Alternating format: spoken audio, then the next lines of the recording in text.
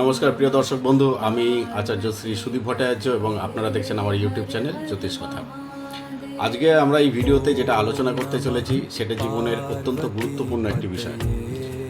আমরা বিভিন্ন ক্ষেত্রে জীবনে প্রতিবন্ধকতার সম্মুখীন হয়ে থাকি বিভিন্ন জায়গায়, কিন্তু দেখা যাচ্ছে যে আদৌ কুষ্টিতে বা কুণ্ডলিতে সেরকম কোনো প্রতিবন্ধকতা নেই বা আপাত দৃষ্টিতে দেখা যাচ্ছে না। তাহলে এই প্রতিবন্ধকতাটা উৎপন্ন হচ্ছে কোথার থেকে? ধরুন, উদাহরণস্বরূপ আপনাদের বোঝাই। কারোর কুষ্টিতে মাঙ্গলিক দোষ নেই, সপ্তমভাবে ভালো গ্রহ বসে রয়েছে, শুভ গ্রহ বসে রয়েছে, তবুও তার বিয়েটা হচ্ছে না।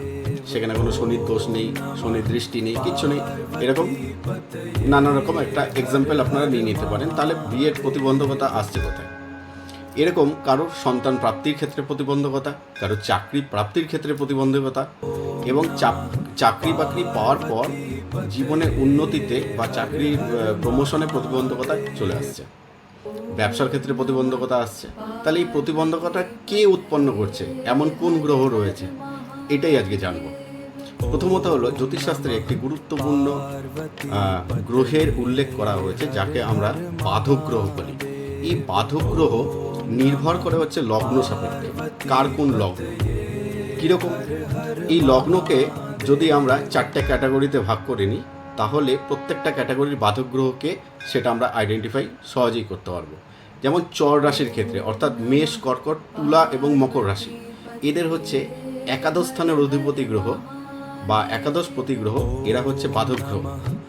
স্থির রাশির ক্ষেত্রে যেমন বৃষ, সিংহ, বৃশ্চিক এবং কুম্ভ, এদের ক্ষেত্রে ভাগ্যস্থানের যে অধিপতি গ্রহ আছে তাকে বাধক গ্রহ হিসাবে বর্ণনা করা হয়েছে। এবং দ্বি স্বভাবযুক্ত রাশির ক্ষেত্রে যেমন মিথুন, কন্যা, ধনু এবং মীন রাশির ক্ষেত্রে সপ্তম ঘরের অধিপতি গ্রহকে বলা হয়েছে বাধক গ্রহ। এই বাধক গ্রহ যেইখানে আপনার কুণ্ডলিতে অবস্থান করবে, তার দশা এবং অন্তর্দশার সময় আপনারা কিন্তু সেই ভাবের ওপর প্রতিবন্ধকতাটা ফেস করবেন। ধরুন, আপনার কুণ্ডলিতে আপনার বাধক গ্রহ দশমভাবে বসে রয়েছে এবং তার দশা চলছে, তাহলে আপনার কিন্তু কর্মজীবনে সমস্যার সৃষ্টি হবে। অন্য একটা ভিডিওতে আমরা এই বিষয়ে আরও ডিটেলসে চর্চা করব। আমাদের সঙ্গে থাকুন। চ্যানেলটিকে ভালো লাগলে লাইক এবং সাবস্ক্রাইব করুন। বন্ধুদের সাথে যতটা পারেন এই ভিডিওটাকে শেয়ার করুন এবং কমেন্ট বক্সে অবশ্যই লিখুন আপনার কোনটা লগ্ন রাশি। নমস্কার, ভালো থাকুন।